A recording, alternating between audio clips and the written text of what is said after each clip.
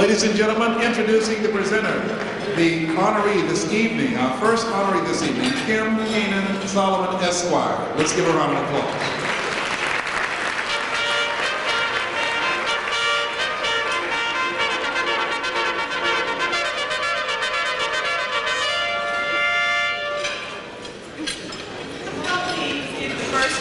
I'm going to ask everyone to have them roll the tape.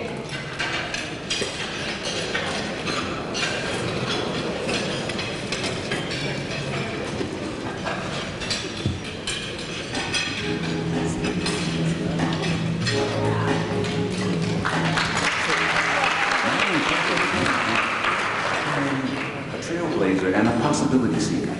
But most important of all, she is a people person in the finest sense. Caring, compassionate, and brimming with the kind of charisma that makes people want to work with her to get great things done. It all began when she was a child in a close-knit family who provided a spiritual base and a special bond that continues today between her brothers, sisters, and godchildren. Marilyn's always been close to everybody, the nieces and nephews. She's like the godmother to all of them. She's almost been like a godmother to me, to tell the truth, even though I'm much older than she is. Her parents were strong, hard-working folk who, though they themselves lacked an education, made sure their Marilyn excelled in academics, and excel she did. Marilyn's phenomenal success in school inspired her own mother, who only had a 7th grade education, to return to school, where she and Marilyn became the first mother-daughter team to graduate from high school together in their hometown of Lancaster, South Carolina. From high school, Marilyn headed off to the University of South Carolina. Here she earned undergraduate and graduate degrees. Eventually, she would complete executive business school at Harvard University. But more than her formal education, Marilyn was honing her interpersonal skills and developing her trademark tireless work ethic. Her creativity never takes vacation, looking for opportunities for potential. Which kind of results in us receiving email at 3 and 4 o'clock in the morning and over the weekend. She has great courage and determination in ensuring that we really understand that diversity is not just a human issue, but it's a real business issue, and she approaches her work with a passion, energy, and professionalism that is unsurpassed. Prior to joining Prudential, Marilyn was president and CEO of TLC Incorporated, an international company specializing in the planning, design, and implementation of creative and visionary public relations, communications, and marketing management. Her clients included Turner Broadcasting, Time Warner, CNN, Reebok, Coca-Cola, the Olympics Committee, World Cup Soccer, the House of Blues, and the White House. Today, she is the Vice President of Corporate External Relations for Prudential, a fancy title for Goodwill Ambassador for Business Development. I think in some instances where you look for the right person to make the right choices and to be the right representative, in many instances the best man for a job is very often a woman, and in this case, clearly, Marilyn Crawford. Boundless energy has led to her involvement in women and minority outreach programs, Wall Street and Madison Avenue diversity initiatives, multicultural marketing plans, and integrated communications. Really what's important is her knowledge of the business and her support for entrepreneurs and companies that are trying to grow. When she becomes a partner of yours, she doesn't let go, and she actually brings some substantive information to minority communities. Marilyn was instrumental in the design of Oprah Winfrey's Growth Summits. She is also a board member of the Larry King Cardiac Foundation, the Madison Square Boys and Girls Club, National Women in Communications Incorporated, the Museum for African Art, National Hispanic Foundation for the Arts Corporate Council, the National Black Council Alumni Hall of Fame Foundation, the Thurgood Marshall Scholarship Foundation Business Council, and other important volunteer activities. We have 20,000 employees across the world launching Global Volunteer Day. We have 400 projects and we're in 11 countries. She is an outstanding community servant. Long before she worked for Prudential, she was out making things happen for people. Working in the trenches, reaching out for those whose backs were against the wall. She is in there, having to arrange and organize and make it work. I salute her. She is extremely deserving, a wonderful, wonderful person, and I'm delighted that the MBAs have the foresight to award this outstanding business lady this award. I'm just proud that you, who you are, and just keep being a voiceless and those who cannot help themselves to keep fighting for the little people. I'm proud to know you. Marilyn, known by many as the people broker, is a consummate networker, schmoozer, and mover and shaker. She unites people from all walks of life and all levels of society to accomplish great things, business things, charitable things, passionate things. Personally, we can't thank you enough for the great job you're doing on the board of the Larry King Cardiac Foundation. What an impact you have on our organization. She's a highly accomplished business executive. At the same time, she's done a lot for different communities. She's a very caring and supportive person. I'm proud of her.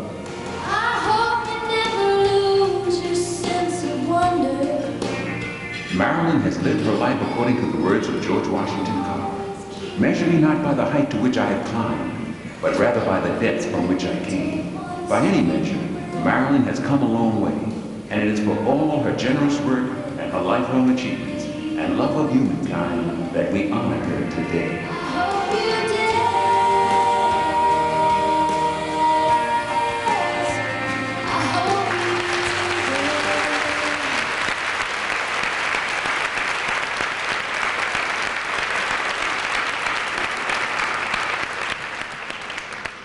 As many of you know, Gertrude Rush was a pioneer, and that's why it's particularly fitting that Marilyn Crawford received the Gertrude Rush Award, because she is an educator who has inspired countless college students.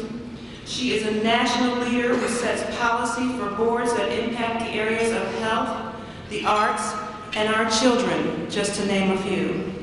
And finally, she is an innovator who has created partnerships that cross socioeconomic lines and that reflect an investment in the future. Whenever you see the Prudential logo making a difference, you're likely to see the dynamic Marilyn Crawford. She is a piece of the rock. Please welcome Marilyn Crawford.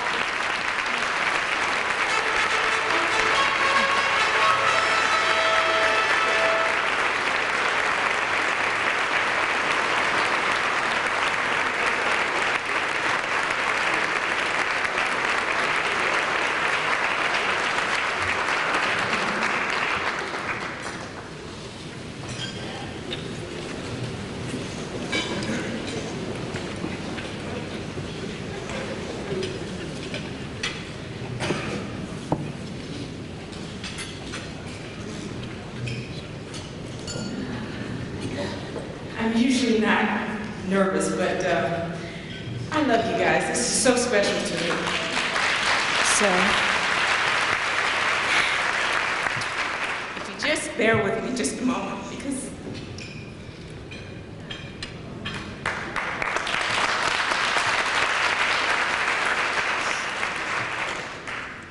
thank you so much, Kim, for your kind introduction.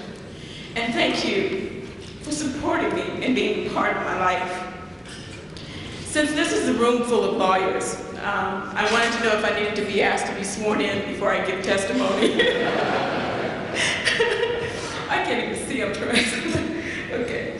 Well, let me testify to the fact that this award is a very humbling tribute to receive from such a stellar audience, and a good-looking one at that.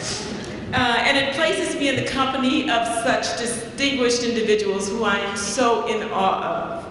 Oh gosh, Attorney General Janet Rito, the wonderful attorney that's been a part of the National Bar Association. My brother told me from its inception a long time ago. And the wonderful, hardest working man in showbiz or something. This is just so special. And you know what? The esteemed Gertrude E. Rush Award, whose achievements inspired this award, and whose name will always be a synonym for leadership, substance, and the requirement for full participation in America. I thank God and I thank you on behalf of the Prudential family, who's always been very supportive of me, as well as Prudential has been supportive of the thousands of entrepreneurs and participants of our products and beneficiaries of our programs. You know what? This award is so reaffirming. Therefore, I'd like to extend my personal thanks to the National Bar Association, and I have to say, Yvette, Kim, Craig Chan, John Crump, and the distinguished Board of Directors. I've been in your life a long time. I mean, my brother's been an attorney a long time, so I've really been there and involved with you, and even more involved in the past few years. And I do support the tireless efforts of the National Bar Association to lift the bar of equity and opportunity in the African American and minority communities. To my family, and the reason I was crying is because I thought it would be great if my mother and father could be here today.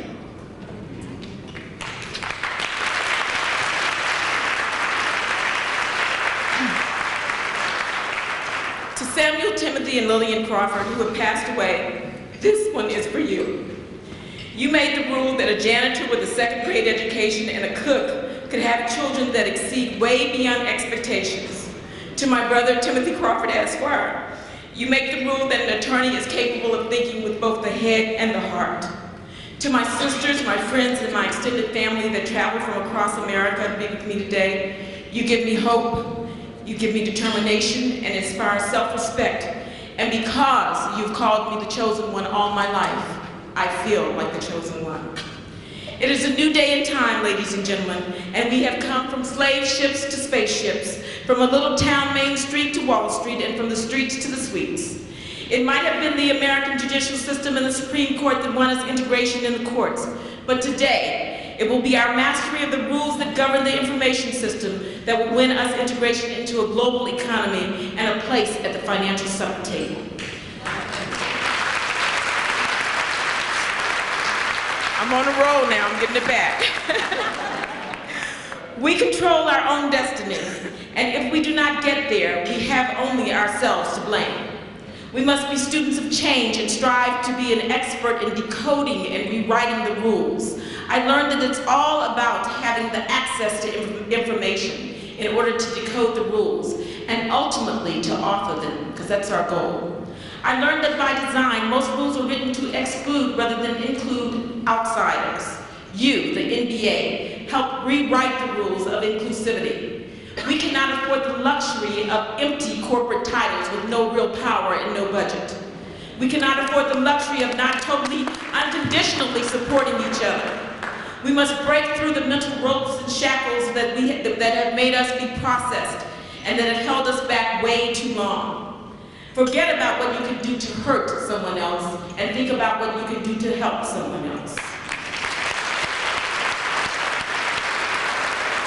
We must be the new 2020 business prognosticator, passionate possibility seekers, and opportunity makers. I learned the rules of business and found my calling in the service of the disenfranchised and disillusioned. People who are described as different, from different cultures, socioeconomic levels, different lifestyles and demographics. Together, we take separate but equal to a whole nother level of excellence and achievement. Our longing for opportunity and prosperity is born out of a common American dream, which has been deferred much too long, ladies and gentlemen. Many of you in this room not only interpret but challenge the rules, but also have a hand in creating them. Yes, you right here in this room. You create the rules that can make or break us. You rewrote rules that we would walk with dignity rather than ride in the back with shame. We make the rule that that if they try to break our spirit, we will break their records on the golf course, the tennis court, and daytime talk show television. We make the rule that if a country imprisons us for 27 years, well, then we become president of that country. If a sniper's bullet shoots us down in cold blood, we will rise up and still reach to the mountaintop, and our dreams will become a reality. That is why we make it a rule to reach back and to carry up and to help our brothers and sisters of all colors, race, and denominations. Make it a rule to give eye contact, a nod, or just say hi when you pass home folks, or folks who do not have a home. Make it a rule to ask for corporate diversity, for their corporate diversity policy and a list of the board of directors when people ask you to support their organization or for a donation. Because I believe that inclusivity is a powerful drug. Make it a rule to support companies who give back to your community. Look around and read your programs when you go to things. And companies who support you, you should support them. Otherwise, you don't owe them anything. Make it a rule to turn cultural stumbling blocks into successful stepping stones. Step over them, go through them by any means necessary. Finally, I believe that each of us, the most highly educated, financially solvent and sound specimens of humanity that have ever walked the face of this earth. Yes, each of us in this room, this day, this moment, we can make the rule. Please join me in extending a hand to someone who has been overruled, someone who might be waiting in a doorway just outside this room, or someone who is sitting in the seat next to you, waiting for you to acknowledge them for who they are and for what they are trying to achieve. Don't rule them out. Turn to someone now and say to them, together we will rule. Ladies and gentlemen, I thank you so much.